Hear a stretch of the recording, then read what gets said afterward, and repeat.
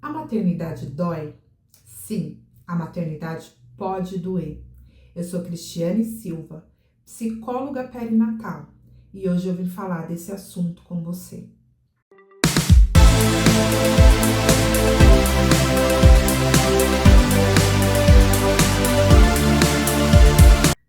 Esse assunto é um assunto pouco falado entre as mulheres. Nós trazemos um olhar de sempre que vai dar certo. E que bom, tem que ser assim mesmo. A gente tem que sempre ser otimista nos nossos processos e nos nossos planejamentos. Afinal de contas, ninguém compra um carro para dar errado, por exemplo. A gente não compra uma casa para perder ela dali 3 meses. Então, de fato, a gente sempre tem a olhar, né? A gente tende a olhar para o futuro de uma maneira otimista. Mas quando isso foge um pouco do meu planejamento, o que eu faço? Como eu vou lidar com essa situação?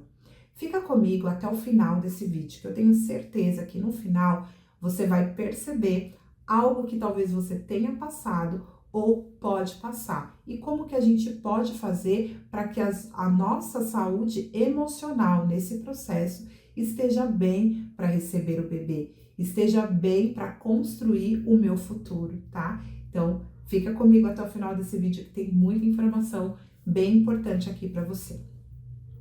Bom, em o nosso mundo moderno, a gente tem a planejar, né? Geralmente, a gente tende aí a planejar, né? Geralmente, quando seremos mães. Às vezes a idade, às vezes a gente planeja o tempo que isso vai acontecer. Então, vamos imaginar aqui, né? Aos 22 anos, estou aqui pensando como será a minha maternidade, né? Quando eu serei mãe, se esse é o meu sonho. A gente vive em um mundo moderno onde as mulheres, elas podem escolher, né?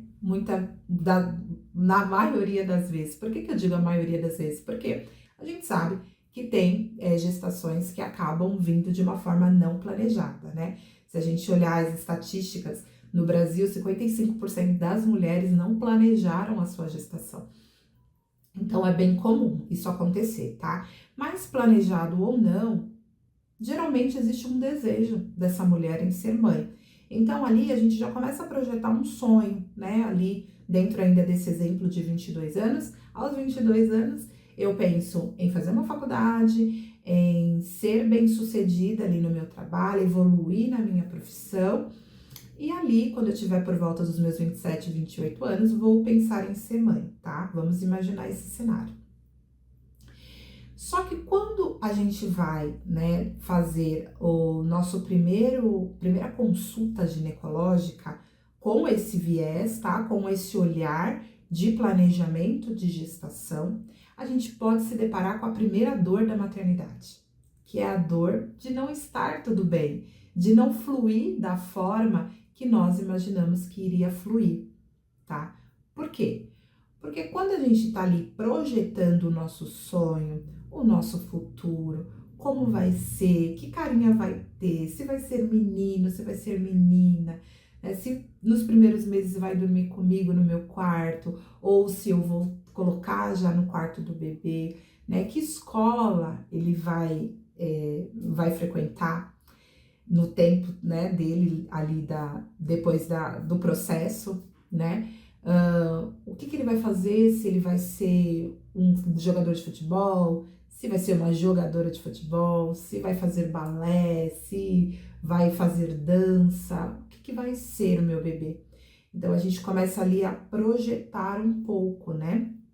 Principalmente se a gente já está inserido ali num casamento que tem essa visão aí de ampliar a família, de ter filhos, a gente já começa também a pensar em alguns momentos, né, da criança correndo dentro de casa, ou a gente fazendo alguma coisa com o marido e falando, nossa, quando a gente tiver filho, a gente não vai poder mais chegar meia-noite, 1h da manhã em casa, muita coisa vai mudar, muita coisa vai transformar. Mas todos esses pensamentos a gente sempre traz com muita leveza, porque nós estamos ainda fantasiando, nós estamos sonhando com esse dia, né? A gente está trazendo ali um imaginário de como será, como essa maternidade ela vai chegar para mim.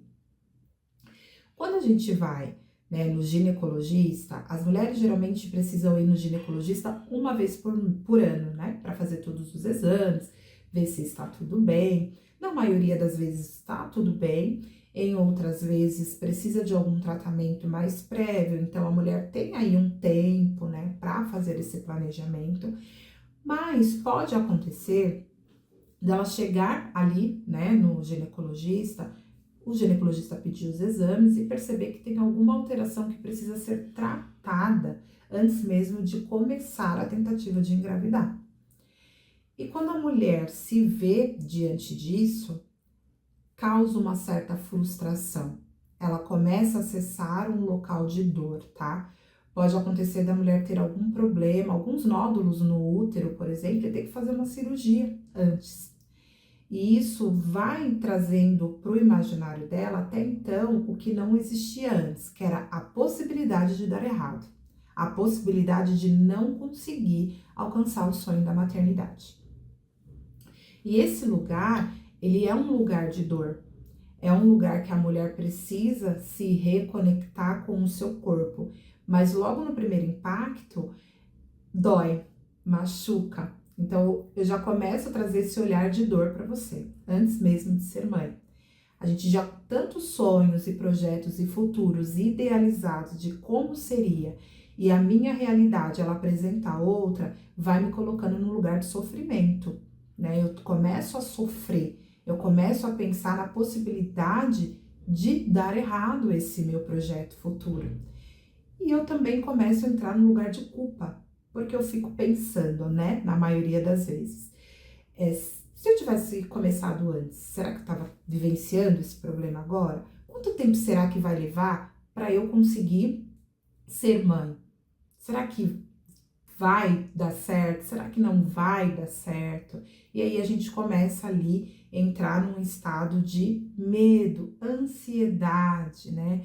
Às vezes até um pouco de raiva, a gente começa a sentir algumas emoções ali, porque a gente começa a se colocar no lugar da possibilidade do negativo, tá? Então, isso pode acontecer, isso acontece aí em uma grande parte das mulheres que tem esse planejamento de ser mãe. A gente sabe que tem período bom, né, adequado, digamos assim, para que a mulher possa gerar o bebê e ficar ali numa gestação considerada ainda saudável. Alguns médicos defendem que é até os 35 anos. Então, se a mulher, de repente, começou esse projeto de ser mãe aos 32, ela já começa a se sentir acuada, sentir mais ansiosa. Será que vai dar tempo? São 3 anos até eu fazer esse tratamento, até eu conseguir finalmente o meu positivo.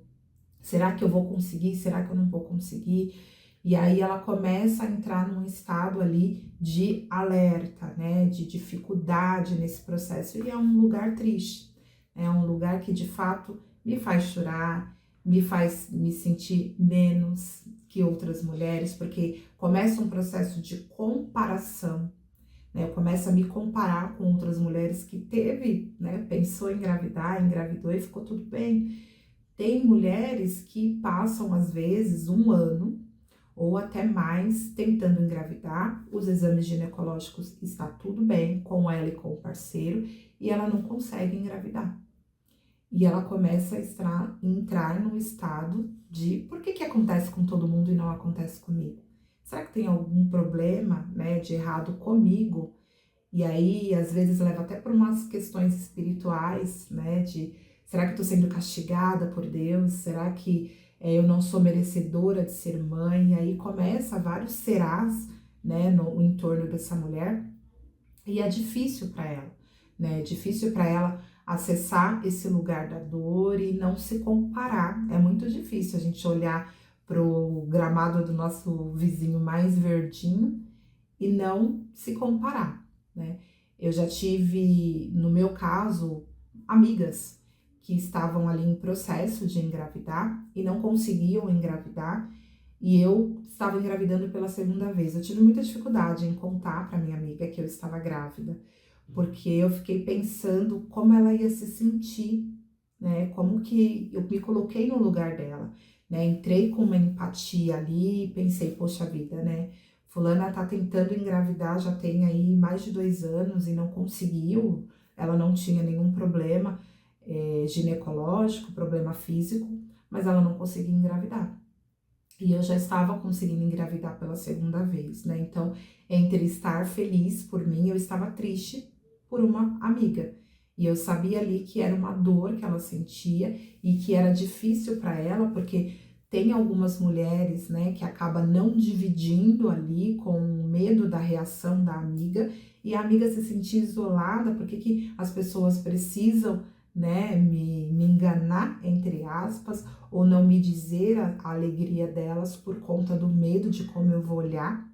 Então, fica ali também, né, uma espécie de olhar, será que ela acha que eu tô sentindo inveja dela por ela estar grávida e eu não? Por que que ela não pode contar para mim, né, o que que isso afeta a vida dela? Então, a gente começa a trazer muitas questões ali nesse momento, tá? Mas dado que passou ali esse processo, a mulher fez o tratamento necessário para engravidar, para ter uma gestação saudável, e acontece alguma intercorrência, né, no sentido de uma gravidez ectópica, e gravidez ectópica é quando é, o, o bebê ele é gerado na trompa, né, o início ali, ele não consegue chegar até o útero, ele começa a ser gerado na trompa. É muito comum acontecer, as mulheres têm gravidez ectópica e acabam tendo que retirar uma das trompas, então imaginem só aquele cenário que eu trouxe inicialmente para vocês.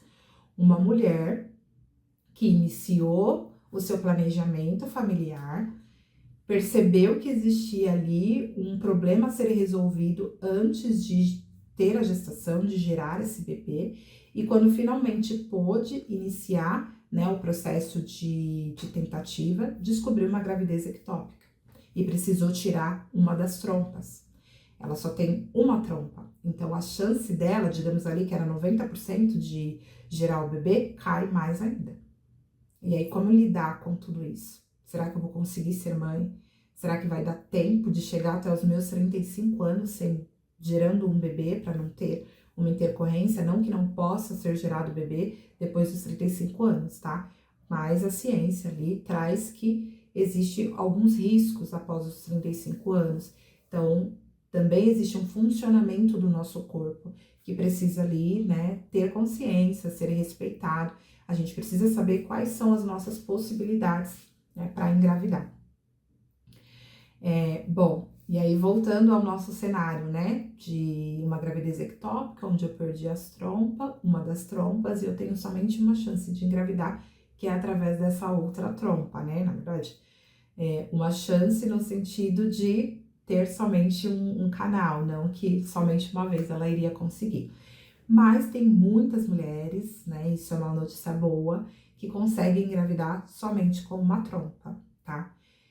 E quando finalmente, né, vem esse processo de concepção, onde a mulher de fato consegue engravidar naquele momento, existem aí vários outros processos. Primeiro a mulher vem com aquela euforia da alegria, né? Que bom, eu consegui finalmente, que coisa maravilhosa, né? Agora finalmente eu vou ser mãe. E ela passa ali um período de gestação, numa gestação já isolada, porque o histórico dela de tentativa de engravidar, né? A jornada dela de processo de concepção já não permite muito socialmente que ela fale de alguma dificuldade.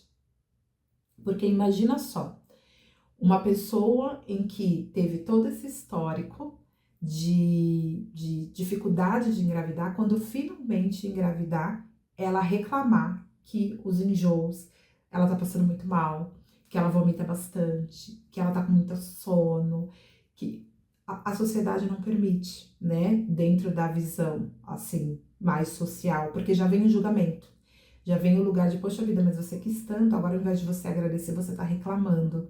Então a mulher já começa a iniciar um processo, né, de silêncio oculto, né, de sofrimento interno, tá?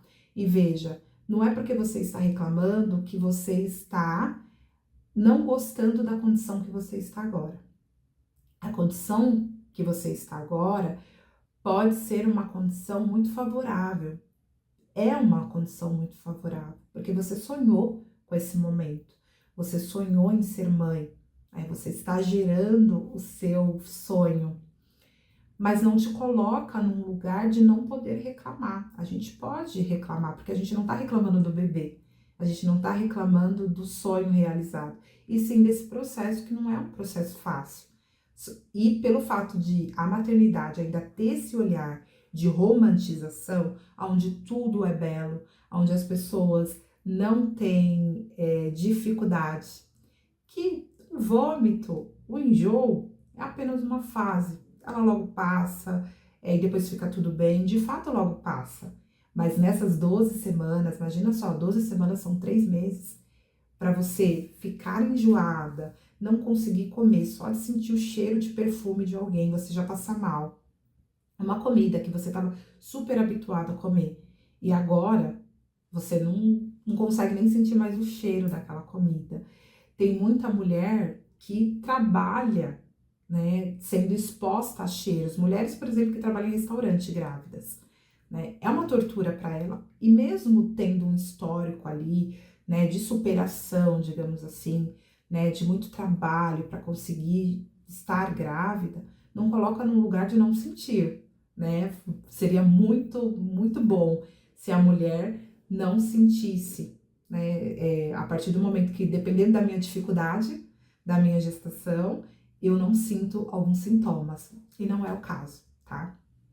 Então, a mulher, sim, ela já na gestação, ela já começa a ter esse lugar de isolamento, de não poder reclamar, de precisar guardar os sentimentos dela para ela, e tudo que a gente guarda e não coloca para fora, isso vai somatizando, a gente pode trazer outros aspectos, né, dentro de nós. Então, é muito importante que a gente possa falar, verbalizar. E quando a gente fala em falar, é a gente poder falar abertamente para um amigo, para um terapeuta, né, para um grupo de mães que vivenciou o que você vivencia. Então, grupos de rede de apoio mesmo, para que você possa falar o que você está sentindo e não ser julgada, né? Pelo contrário, às vezes quando a gente tem a coragem de dizer que a maternidade dói, que a gestação, ela é uma gestação que eu não estou bem com ela, não gosto de gerar o bebê, e outra pessoa vira para você e fala, nossa, eu também, nossa, dá um alívio, né? Fala, não tô sozinha nesse barco, não sou a única estranha nesse processo, digamos assim. Existem outras mulheres com esse lugar de dor, né? E tá tudo bem, eu vou aprender junto com elas, elas vão aprender junto comigo, então a gente se sentir à vontade para falar o que a gente tá sentindo, né? Eu ainda sonho com um mundo assim, um mundo que traz mais lugar para a mulher trazer as questões dela sem ser julgada, sem ser pré-julgada. Nossa, ela queria tanto ser mãe, agora ela tá reclamando. Não é sobre ser mãe, é sobre o sintoma que eu tô sentindo agora. Eu queria muito ser compreendida diante, né, das pessoas. E esse julgamento, ele tem, né, e ele acontece ali na gestação, mas ele também acontece no pós-parto. Eu acho que no pós-parto é onde mais acontece. Por quê? A mulher, ela se prepara ali para a gestação, para gerar, né? Na gestação, ela se prepara para a chegada do bebê, a preparação através do enxoval, através de quem vai ser o pediatra, todas aquelas questões, né, que a gente precisa se programar, que hospital que o bebê vai nascer, como vai nascer, né, se vai ser um parto normal, um parto cesárea. Então a gente vai ali, né, a gente continua cultivando o nosso sonho, né, o nosso futuro. Porém, quando esse bebê nasce, a mulher está suscetível a ter alterações emocionais, né? E muita alteração emocional, não é pouco, tá? Sim, existem bastante tristeza depois que vem o bebê, tá? Depois do parto, gera bastante tristeza. Uau, mas por que gera tristeza num lugar que era para ser felicidade? olha o histórico dessa mulher, demorou tanto para ser mãe e agora tá triste, eu não tô entendendo o que tá acontecendo. Mas acontece. Primeiramente, a gente tem as questões físicas que vai desencadear essas questões de tristeza, tá? Esses sentimentos de não pertencimento. O que está acontecendo comigo? Então, é um processo de ajuste. Então, quando a mulher tem o bebê, ali depois do terceiro dia do parto, ela já tem esse lugar de estranheza, tá? Mais ou menos depois do terceiro dia do parto. Quando ela chega em casa, a estranheza aumenta, porque lá no hospital, ela tinha ali os enfermeiros que auxiliavam e ela ficava ali só nos bastidores, digamos assim. Quando chega em casa, é a realidade. É a mãe de um bebê que chora e eu não tô entendendo porque ele tá chorando. É um bebê que tem cólica e eu ainda não sei identificar o que é uma cólica, né? A gente escuta falar que existe a cólica, mas a gente não sabe como essa cólica se manifesta. Quando eu faço uma comparação entre os meus filhos, eu vejo que o meu primeiro filho, ele não chorava na cólica, ele só se espremia, fazia uns barulhinhos com a boca, né? E ficava com o corpinho assim, mas ele não chorava. E eu também não entendi o que estava acontecendo. Até que eu descobri que era cólica e pude ali fazer lá o passo a passo, né? De cólica, de um remedinho ou um contato pele a pele, algumas dicas que o pediatra me deu na época. E a minha filha, ela já chorava bastante por conta da cólica. Às vezes parecia que eu tentava de tudo, então antes de entender que era cólica, que ela estava sentindo, porque o bebê não vem com manual, eu primeiro colocava no peito, depois eu tentava ver uma fralda, depois eu tentava ficar de pé, e depois quando eu tentava, eu falava, meu Deus, filha, eu não tô entendendo o que você quer. E a nossa vontade interna é de falar, fala o que você quer, ajuda a mamãe. Por quê? A gente fica aflito com o sofrimento do nosso filho, a gente fica angustiado em ver aquele bebê chorar, e a gente não saber o que fazer e como fazer. E a gente não tem um lugar para falar isso, né? A gente não tem uma pessoa para sentar e nos ouvir sobre isso.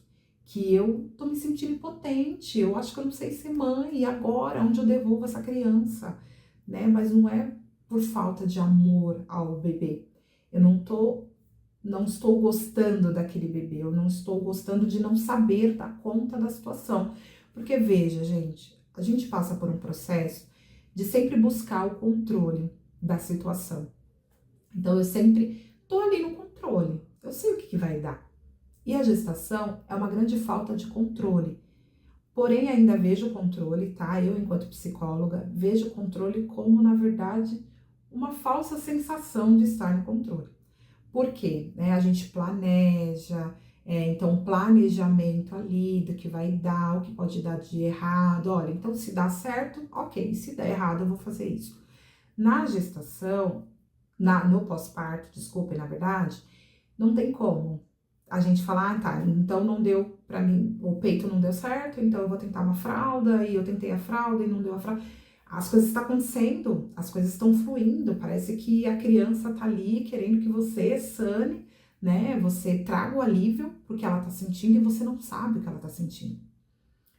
Então, para nós é um lugar de muita estranheza, muito de, será que eu vou dar conta disso? Por que tá acontecendo isso, né? Ninguém me falou que a criança ia chorar tanto e eu não ia saber o que fazer. Eu imaginei que tava tudo certo, que ele chorou, já ia saber identificar o choro dele. Por isso que eu sempre trago que a maternidade é um processo de aprendizado, né? Você vai entendendo o seu bebê e o seu bebê vai te entendendo, porque a gente não vem com manual, né? A gente, mãe, a gente também não ganha um manual de como ser mãe, e o bebê, ele não vem com o manual de como ele deve ser cuidado.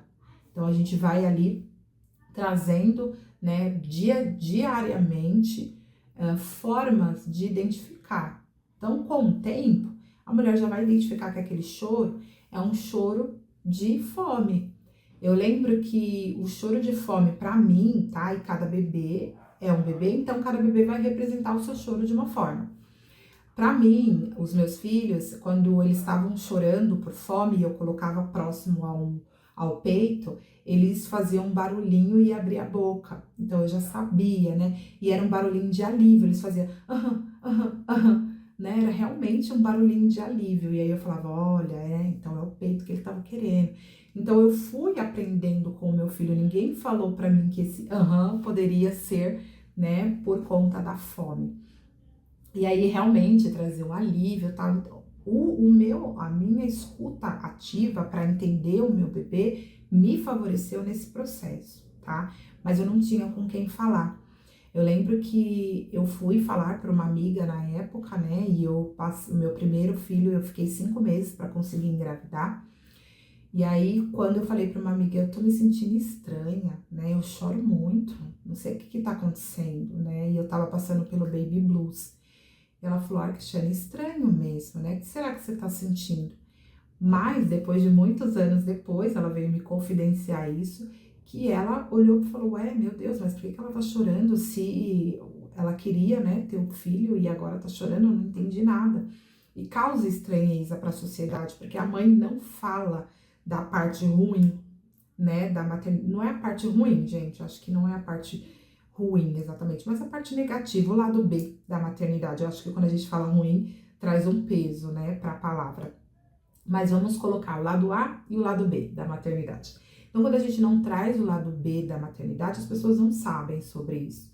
Então, a gente acaba ficando calado mesmo por medo do julgamento, né? As mulheres, graças a Deus, estão evoluindo. Então, até mesmo com a chegada das redes sociais, né? Onde a mulher pode colocar ali o que ela quer. Então, tem mulheres que se expressam mesmo, que falam o que tá sentindo. E eu acho isso o máximo quando a mulher traz que a maternidade é gostosa, é lindo ver o seu sonho, o seu futuro ali nas suas mãos, mas dói, machuca, a gente não sabe o que fazer, as coisas podem acontecer, eu posso ficar triste porque eu sou humana e eu tô passando por um processo de transformação também. O bebê chora angustiado porque alguma coisa tá acontecendo com ele. E por que a mãe não pode chorar angustiada porque tá acontecendo alguma coisa e ela não tá sabendo lidar com aquilo? Fica aí uma reflexão, né? Por que eu não posso chorar? E tem mulheres que vai para esse lugar de isolamento. Então é muito comum a gente escutar. A maternidade é um lugar que parece que eu tô sozinha, mesmo tendo uma rede de apoio, né? Mesmo tendo pessoas do meu lado, meu companheiro do meu lado, parece que eu tô o tempo todo sozinha. E aí a mulher não fala, né? E passa 1 mês, 2 meses, e aí ela começa a perceber, às vezes, até em comportamentos dela, que alguma coisa não está indo bem. E aí ela olha e fala, não, mas quando eu falo que tô bem, é porque eu tô bem, porque não é culpa do bebê, né? Pode ser que até as pessoas queiram até tirar um pouco o bebê de mim para ver se eu fico bem, mas não quero ficar longe, eu amo meu filho. Só que eu não sei ser mãe, né? Tá difícil para mim entender ser mãe. E aí a gente coloca a mulher num lugar de validação, tá? É importante que a gente traga esse olhar, né? E isso a gente precisa usar até com os nossos amigos mesmo, as nossas amigas. Hoje, culturalmente, quando a mulher tem um filho, um bebê, a gente se preocupa lá em comprar uma lembrancinha para o bebê. E aí a gente chega lá, ai que lindo, posso pegar, e ai que lindo. Em nenhum momento a gente pergunta como está essa mulher. E o como está num lugar apropriado, tá? Porque vamos supor, né? Eu tô indo lá pra visitar uma amiga, tá indo eu e meu esposo. Chega lá, tá ela e o esposo dela, e a gente começa a conversar ali nós 4 e eu pergunto como você está. A chance dela me contar o que tá acontecendo é 0. Então, por que não? Né? Eu falar, vamos aqui no quarto, né? Deixa eu te ajudar numa troca de fralda, deixa eu te ajudar em alguma coisa. E nesse momento eu perguntar, amiga, como você está? Né? Tem alguma coisa que você queira falar? É só essa fala, gente. E vocês vão perceber, elas vão se sentir, né, melhor para falar, vão sentir que tem espaço com você para falar. E quando você também estiver ali no puerpério, né, naquele pico de que tá tudo acontecendo, não tenha medo de ser julgada. Não quer escancarar numa rede social do que está acontecendo? Chame um amigo, fale para essa amiga o que está acontecendo. Mas e aí, se não me escutarem, se me julgarem? Tente, a gente não sabe, né? Às vezes a gente projeta ali, a gente começa a ter alguns pensamentos, né, de, ai, ela vai reagir assim, como se aquele pensamento, ele fosse uma verdade absoluta. Mas a gente precisa validar, a gente precisa entender se é um fato. Se de fato for, né, o que ela vai passar pra gente, infelizmente não é uma pessoa que a gente pode confiar em falar. Então a gente talvez tenha que dar um passo atrás, procurar uma outra forma, né, uma outra pessoa para falar, mas a gente tentou tirar um pouco desse lugar de isolamento, né, de eu estar sofrendo sozinha. A maternidade, ela pode doer, e ela dói, e muitas vezes ela dói porque a gente não se sente, nós não sentimos que podemos falar, a gente não, parece que nós mães não temos lugar para reclamar, que como foi um sonho que nós, né, nós fomos atrás, um sonho que a gente procurou, a gente não tem esse lugar de reclamar. E não é bem assim.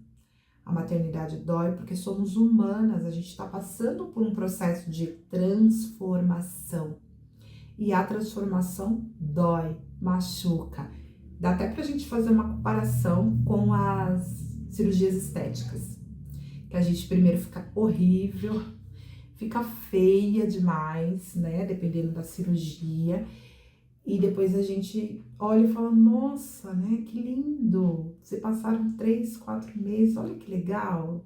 Eu tô super feliz com isso. Isso acontece muito, e aí eu posso falar com lugar de fala, quando eu te fiz a retirada de pele da barriga, e os meus, sei lá, 15 dias, não, acho que 30 dias, eu me arrependi muito daquilo, porque eu ficava encurvada, doía, eu tinha limitações, né? E aí, se a gente for fazer uma comparação com a maternidade, é justamente isso, né? Dói, porque o parto dói no pós-parto, não dormir dói, machuca, né? Essa privação de sono me deixa irritada. Então, eu fiquei 30 dias ali sentindo muita dor, sentindo muita dificuldade para poder me movimentar, para poder ter minha liberdade e a gente olhar para a maternidade, tudo isso vai cabendo na maternidade também. E depois ali que passou esse período do sufoco, digamos assim, eu olhei e falei, nossa, como eu tô realizada. E hoje, todos os dias, quando eu olho para a cirurgia, eu falo, foi a melhor coisa que eu fiz. E é isso. A maternidade é assim também. A gente olha para o nosso filho e fala, que lindo, meu Deus, que sonho lindo realizado. Mas isso não significa que não vai ter dor, que não vai ter, às vezes, até um certo sofrimento. A gente precisa cuidar das nossas emoções para que esse processo de dor, ele seja menos intenso. Para que a gente entenda que é transitório, que vai passar. A gente tem fases e fases na nossa jornada de maternidade e a dor, vivenciar uma dor é uma das fases. E depois a gente vai se deparar com outros tipos de dores, com outros tipos de culpa, mas é importante que a gente sempre traga o que está sentindo, que a gente organiza o que está sentindo, porque isso tudo faz parte de uma maturação psíquica de ser mãe, de construir esse processo de maternidade. Então é isso, eu espero que vocês tenham gostado desse vídeo. Para quem gostou, deixa seu like, compartilha com outras mães para que outras mães possam se sentir aí acolhidas e entender que é normal, tá? É esperado que a mulher às vezes se sinta insatisfeita com a sua maternidade. Não é sobre o bebê, é sobre você. E eu sempre quero enfatizar que não é sobre o bebê porque nós amamos ser mãe, né? Fazer os cuidados daquela pessoinha que a gente desejou e planejou durante muito tempo. Mas a gente tem que ter esse lugar de dor e quando a gente começa a abrir, outras mulheres começam a abrir também esse lugar de dor. Então é importante que você compartilhe esse vídeo com as suas amigas, né? Ou até mesmo com alguém que você queira que te escute melhor, como sua mãe, por exemplo, sua rede de apoio, que às vezes não tá entendendo o que tá acontecendo com vocês, tá? Porque não deu tempo na época dela de sentir, por exemplo. E deixa seus comentários aqui no final desse vídeo, vai ser um prazer poder responder vocês e outras mulheres também, olhar e pensar, poxa, não estou sozinha nessa jornada, né? Não se esqueça de se inscrever aqui no canal. Toda terça e sexta-feira a gente tem um encontro marcado, a gente sempre traga algum vídeo aqui para vocês, para trazer esse lugar de construção, de aprendizagem, de uma maternidade moderna, contemporânea, real, e uma maternidade que tem seu lado A e seu lado B, e os dois eles podem ser muito bons, muito prazeroso. O processo de dor, ele também faz com que a gente consiga evoluir, que a gente consiga ser melhor do que éramos antes, certo? Um grande beijo para você e eu te espero no próximo vídeo. Até logo!